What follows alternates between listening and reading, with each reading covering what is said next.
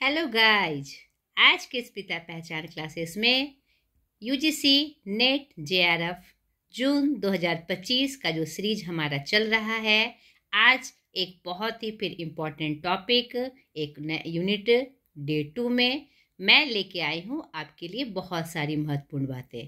तो चलिए स्टार्ट करते हैं आज का series. Paper 2 Hindi unit 1 Hindi भाषा और उनका विकास।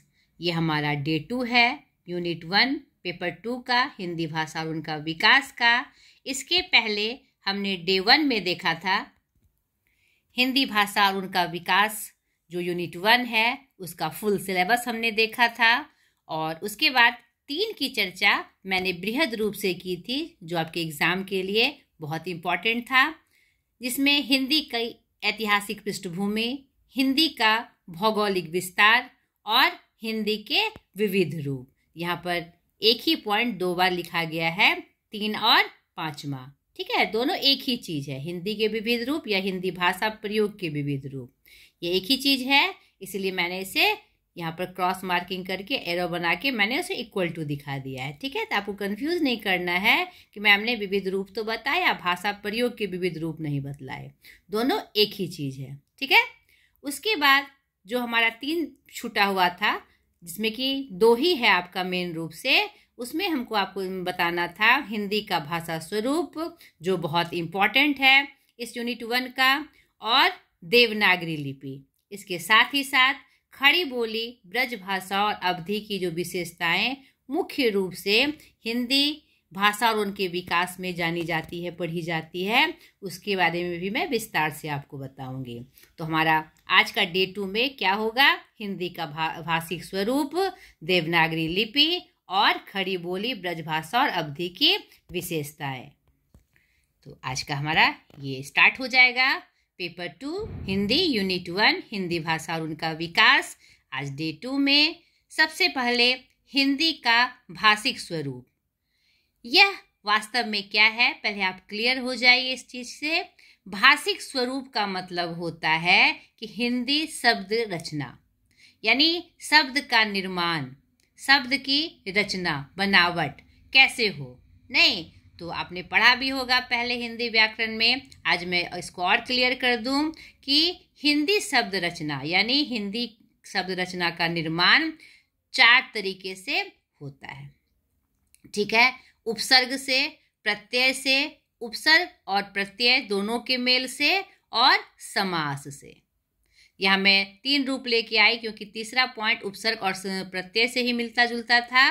तो आप ये जान लीजिए कि जो हिंदी का भाषिक स्वरूप जो पॉइंट है हमारा आज के यूनिट, ये हमारी इस यूनिट का, तो उसमें भाषिक स्वरूप में आपको उपसर्ग के बारे में पूरी जानकारी चाहिए, प्रत्यय के बारे में पूरी जानकारी चाहिए, समास के बारे में पूरी जानकारी चाहिए, और जो शब्द रचना का निर्माण उपसर्ग प्रत्यय दोनों के मेल से होता है उसकी भी आपको जानकारी चाहिए। ठीक है, तो संजोग की बात है कि इसका विशेष वीडियो मैंने डाला हुआ है अपने चैनल पे, तो उसको आपको देखना होगा, क्योंकि यह जो मैंने पढ़ाया है ये बहुत ही इम्पॉर्टेंट चैप्टर है। खासकर जो सीनियर क्लासेस में जो हिंदी की पढ़ाई होती है, तो व्याकरण विशेष सत्र के रूप में कुछ प्रमुख चैप्टर्स पढ़ाए जाते हैं। तो मैंने जो वीडियो डाला हुआ है इसमें व्याकरण विशेष सत्र करके ही डाला है।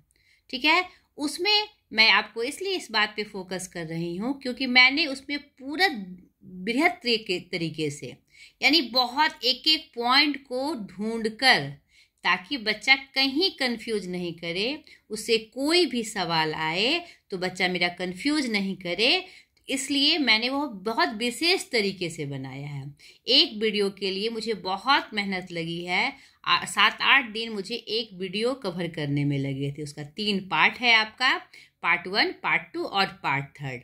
तो वही मैं लेके आई हूँ कि किस नाम से मैंने वो वीडियो डाला है, क्योंकि उस समय जो मैंने पढ़ाया था, अभी अगर आपको मैं इस सीरीज के अनुसार पढ़ाऊँगी, जो हमारा नेट जेआरएफ सीरीज चल रहा है जून 2025 में, तो शायद उतनी बातें मैं ना बता पाऊँ जितनी बातें मैंने इसमें बताई, और जानना आपको वही चीज़ है। ठीक है, इसीलिए मेरा मेन फोकस है। तो अब सबसे आप अनुरोध है कि हिंदी का भाषिक स्वरूप यानी हिंदी शब्द रचना को अच्छे से जानने के लिए आप ये तीनों वीडियो मेरा जरूर देख लीजिए। ठीक है, सबसे पहले आपको इसके लिए तो मेरा चैनल सब्सक्राइब करना पड़ेगा। आप ये बिल्कुल नहीं सोचिए कि मैं अपने चैनल को प्रमोट कर रही हूँ, ये आपके यूजीसी नेट का एक प्रमुख हिस्सा है। और फिर से मैं ये बात दोहराती हूँ कि जितने अच्छे से मैंने इस वीडियो में उसका डिस्क्राइब किया है वो आपको मैं शायद ना कर पाऊँ, इसीलिए मैंने ये सजेस्ट किया कि आप ये तीनों चीज़ देख लीजिए, तीनों वीडियो मेरा एकदम विशेष रूप से देख लीजिए। चैनल को सब्सक्राइब करिए, उसमें बिल्कुल पैसा नहीं लगता। आपको यूजीसी नेट की तैयारी पूरी तरीके से करनी है, कुछ भी नहीं छूटना चाहिए, तो इससे आपका कोई नुकसान होने वाला नहीं है। ठीक है, तो व्याकरण विशेष सत्र में तो वो जो जिस नाम से ये मेरा पार्ट है, ये वीडियो है, वो मैंने लिख दिया है। व्याकरण विशेष सत्र शब्द रचना यानी शब्द रचना का 3 वीडियो है, पार्ट 1, पार्ट 2 और पार्ट 3। उपसर्ग के लिए व्याकरण विशेष सत्र शब्द रचना पार्ट 1, उपसर्ग फुल एक्सप्लेनेशन। प्रत्यय के लिए व्याकरण विशेष सत्र प्रत्यय एवं प्रत्यय के भेद शब्द रचना पार्ट 2 और समास के लिए व्याकरण विशेष सत्र शब्द रचना पार्ट 3 समास फुल एक्सप्लेनेशन।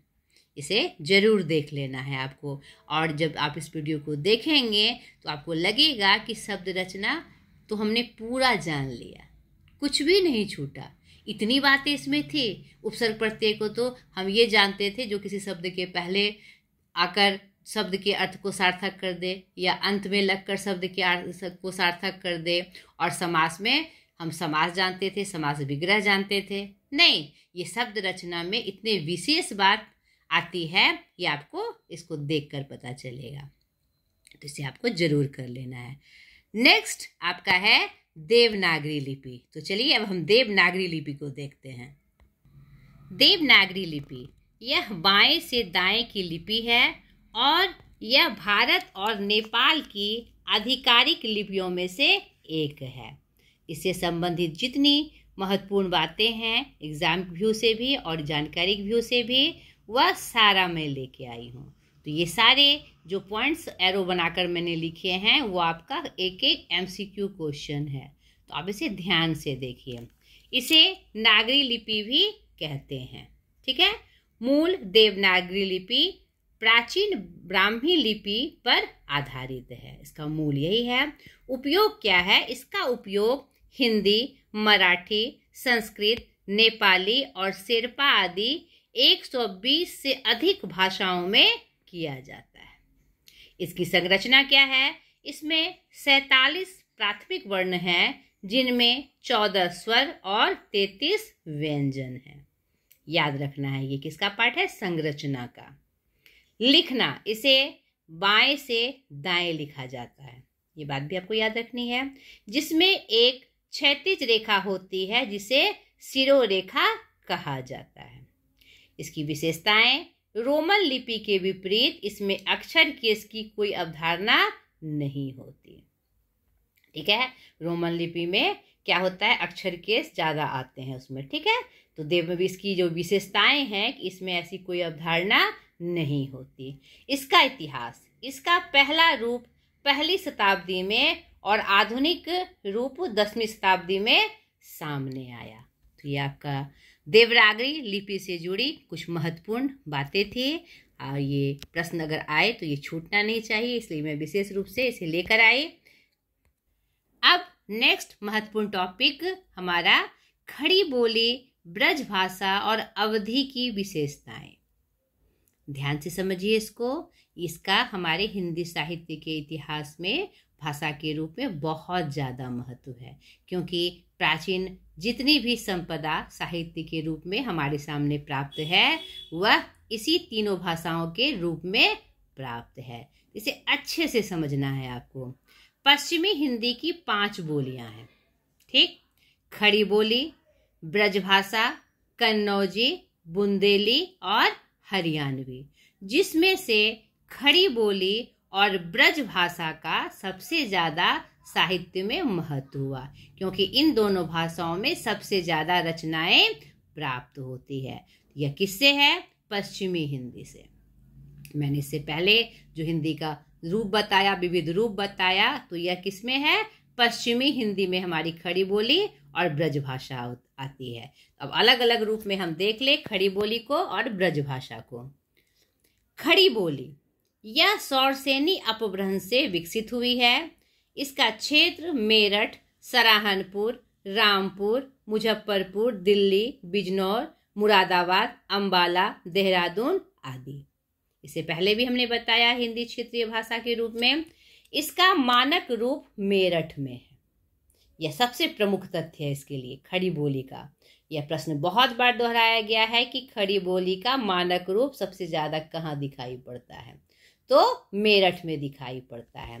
अब इसके संदर्भ में जो महत्वपूर्ण बातें हमारे साहित्य में, हिंदी साहित्य में प्रचलित है, उसके बारे में आप जानिए।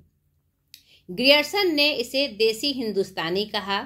धीरेन्द्र वर्मा ने इसे खड़ी बोली कहा। राहुल संकृतायन और भोलानाथ तिवारी जी ने इन्हें कौरवी कहा। खड़ी बोली के प्रथम कवि अमीर खुसरो जी हैं। प्रथम प्रयोगकर्ता लल्लू लाल जी। गुरु कामता प्रसाद ने इसे कर्कश माना। ठीक है, सब बातें आपको याद रखनी है। एक एक पॉइंट जो आपका है, एक एक क्वेश्चन है, सवाल आपका। ठीक है, तो इसे आपको याद रखना है बेटा। मानक परिनिष्ठित किया सर जॉन ग्रिलकास्ट ने। इसको भी व्याय के रूप में याद रखिएगा, ये प्रश्न भी बहुत बार दोहराया गया है। खड़ी बोली का प्रथम महाकाव्य कौन सा है? प्रिय प्रवास। ये प्रश्न भी बहुत बार आया है। जिनके रचयिता कौन है? अयोध्या सिंह उपाध्याय हरिऔध जी। अब दूसरी पश्चिमी हिंदी की प्रमुख भाषा ब्रज भाषा। नहीं, पश्चिमी हिंदी सौरसेनी अपभ्रंश, यह भी विकसित हुई है। ब्रज का अर्थ है पशुओं या गायों का समूह या चारागाह। ये प्रश्न भी दोहराया गया है। इसकी मुख्य जो बोली है भुक्सा, अंतर्वेदी, भरतपुरी, डोंगी, माथुरी आदि। यानी ब्रज भाषा के अंदर इतनी सारी बोलियां समाहित है। ये बात आपको एकदम याद रखनी है, लाइन बाय लाइन। ये आप इसको रट लीजिएगा। जैसे अ से अनार, आ से आम आप रटते थे, तो ब्रज भाषा की मुख्य बोली में इन छवों का नाम आपको, उन पांचों का नाम आपको याद रखना है। इसके लिए पिंगल शब्द का प्रयोग हुआ है। ये बात आपको महत्वपूर्ण रूप से याद रखनी है। बंगाली एवं असमिया के साथ मिलकर यह ब्रजबोली कहलाई। क्या कहलाई? ब्रजबोली। यानी बंगाल और असम के में यह ब्रज भाषा ब्रजबोली के नाम से प्रसिद्ध थी। ठीक है, इस शब्द का प्रयोग ईश्वर चंद्र गुप्त ने किया, जो बंगाली कवि थे। यानी ब्रज भाषा शब्द का जो प्रथम प्रयोग था वह ईश्वर चंद्र गुप्त जी ने किया, जो किस भाषा के कवि थे? बंगाली भाषा के। ठीक है, ब्रज भाषा क्षेत्र, शुद्ध ब्रज भाषा क्षेत्र जो है मथुरा, आगरा, मैनपुरी, एटा, ठीक है, आपका गुड़गांव और अलीगढ़ जिले में बोली जाती है। ये बात भी आपको याद रखनी है। अब मान लीजिए आपके प्रश्न में आएगा मिलान करे, तो आपको जब इन शहरों का नाम याद नहीं रहेगा, क्षेत्र का नाम याद नहीं रहेगा, तो आप सही रूप से मिलान नहीं कर पाइएगा। इसे भी आपको एकदम रट जाना है, अ से अनार, आ से आम की तरह। ठीक है, इसके जो मुख्य कवि हैं सूरदास, तुलसीदास, नंददास, घनानंद, बिहारी, रत्नाकर और भारतेंदु हरिश्चंद्र आदि। ये प्रमुख कवि हमने कहा आपका मुख्य कवि। तो ब्रज भाषा कवि के रूप में इनका नाम आपको एकदम मुंह पे, जबान पे याद रखनी है। सूरदास जी, तुलसीदास जी, नंददास जी, घनानंद, बिहारी, रत्नाकर, भारतेंदु हरिश्चंद्र, इन कवियों के नाम से ही प्रश्न आते हैं। ठीक है, अगली प्रमुख भाषा अवधी भाषा। यह पूर्वी हिंदी की भाषा है। ठीक है, हमारा हिंदी जो मैंने बांट के बताया है आपको कैसे कैसे उसका स्वरूप है। नहीं, तो यह अवधी भाषा पूर्वी हिंदी है, हमने पहले भी देखा इसे। और ये किस अपभ्रंश से विकसित हुई है? अर्धमागधी अपभ्रंश से। इसकी जो मुख्य बोली है अवधी, बघेली और छत्तीसगढ़ी, याद रखनी है आपको। नहीं, ब्रजभाषा की क्या थी? भुक्सा, अंतर्वेदी, भरतपुरी, डोंगी और माथुरी। और इसकी मुख्य बोली क्या है? अवधी, बघेली और छत्तीसगढ़ी। कंफ्यूज नहीं करना है। ब्रजभाषा के रूप में बोली का नाम अलग और अवधी के रूप में मुख्य बोली का नाम अलग। ये आसान भी है, अवधी बघेली छत्तीसगढ़ी। ठीक है। दूसरा नाम इसका है कौसली। क्यों? यह भी कभी कभी प्रश्न में आता है मिलान करने के लिए। इसका पहले तो इसका दूसरा नाम पूछा जाता है या पूछा जाता है क्यों। कौसली नाम क्यों? क्योंकि अवध का प्राचीन नाम कौशल था, इसीलिए अवधी भाषा को कौसली भाषा के नाम से भी जाना जाता है। इनका प्रमुख जो क्षेत्र है फैजाबाद, लखनऊ, इलाहाबाद, बनारस, मिर्जापुर, रायबरेली, उन्नाव और सुल्तानपुर आदि ये प्रमुख क्षेत्र हैं। इसका नाम भी आपको याद रखना है। अवधी का निजी छंद जो है वह बरवे है, ये बात भी याद रखना है। बरवे में ही अवधी के सारे काव्य या रचनाएं लिखी जाती है। इसका छंद प्रमुख रूप से बरवे है। साहित्य की दृष्टि से अवधी समृद्ध भाषा है। ये आपके पॉइंट में दे दिया जाएगा, 4 ऑप्शन दे दिए जाएंगे। तो अवधी कैसी भाषा है? समृद्ध भाषा है। तुलसीदास कृत रामचरितमानस, जैसी कृत पद्मावत, जो कि एक प्रेमाख्यानक काव्य है, इसमें 3 प्रश्न आपके बनते हैं, इसी भाषा में लिखे गए हैं, जो बहुत प्रसिद्ध हुए हैं। नहीं, रामचरितमानस को तो हिंदी साहित्य का प्रमुख ग्रंथ माना जाता है। अवधी के 2 भेद हैं, ये भी आपको याद रखना है। कभी ये भी प्रश्न आया है, हमारे बाइक को दोहराया भी गया है बार बार, अलग अलग रूप में, अलग अलग पॉइंट ऑफ व्यू से। तो ये पूरी जानकारी आपको रहेगी, तो कैसे भी प्रश्न पूछेगा आपको ध्यान में आ जाएगा। अवधी के 2 भेद हैं, एक पूर्वी अवधि और एक पश्चिमी अवधि। तुलसी के रामचरितमानस में अधिकांशतः पश्चिमी अवधि मिलती है, ये पॉइंट आपको याद रखना है। अवधि के 2 भेद हैं, पूर्वी अवधि और पश्चिमी अवधि, और रामचरितमानस में अधिकांशतः पश्चिमी अवधि का प्रयोग किया गया है, और जैसी के पद्मावत में पूर्वी अवधि का। ये मैं विशेष रूप से मैं आपके लिए लेकर आई हूँ। और इसके पहले हमने आपको बताया था, आपको दिखाया भी था, हिंदी भाषा और उनके विकास में खड़ी बोली, ब्रज और अवधि की जो विशेषताएं हैं, यहाँ पर मैं चार्ट के रूप में इसे लेकर आई हूँ। इसे भी आप ध्यान से देखिए कि कौरवी, खड़ी बोली, ब्रजभाषा और अवधि, ठीक है, जिसको बैसवाड़ी भी कहा जाता है, शौरसेनी अपभ्रंश, शौरसेनी अपभ्रंश और ये अर्धमागधी अपभ्रंश, तीनों का। पश्चिमी हिंदी और ये पूर्वी हिंदी। स्वर जो इसके हैं ह्रस्व और दीर्घ हैं, इसके अति ह्रस्व और दीर्घ, ये बात आपको याद रखनी, इसलिए मैं ये चार्ट लेकर आई। और अवधि के अति ह्रस्व और ह्रस्व, ये प्रमुखता से याद रखिएगा। ये सब बातें तो पहले भी दोहराई गई है, ये इस चार्ट में दोहराई गई है। ये आकार बहुला है, ये ओकार बहुला है, ये औकार बहुला है। तीनों में देखिए डिफरेंस, छोटा छोटा डिफरेंस है। आकार बहुला कौन सी है? खड़ी बोली, जिसको कौरवी भी कहते हैं। ओकार बहुला क्या है? ब्रज भाषा। और आकार बहुला क्या है हमारा? अवधि। ये प्रमुख पॉइंट है। इसमें मूर्धन्य न को न, ड, अ, श, य, व यथावत रहते हैं। ए, ओ मूल स्वर हैं। और न, ल, र तालव्य श, मूर्धन्य श, य के बदले उ, ए, ओ के बदले ऐ, आयु, आ जैसी ध्वनियाँ आती है। ठीक है। अर्धवृत्त ध्वनि है। जीव तालु के जो क्या है न जाकर दूर से इसका स्वर सुनाई पड़ता है, और ये जीव तालु से यह भी दूर है, यह भी जीव तालु के नज़दीक है। ये बात भी आपको याद रखनी है। हिंदी के शब्द बहुत ज़्यादा हैं इसके, और शब्दों के उदाहरण देख लीजिए। गौरो, सांवड़ो विशेषण के रूप में, खुड़पो, मांझो संज्ञा के रूप में, कैसा, कौन, मेहराऊ, ठेगाना, घोड़वा, ये सब किनका रूप है? हमारा अवधि का। ये भी मैं चार्ट में लेकर आई। तो आपके यूनिट का ये जो प्रमुख पॉइंट था मैंने आपको बताया, तो आप तो आशा करती हूँ ये आपके लिए बहुत सहायक हुआ होगा।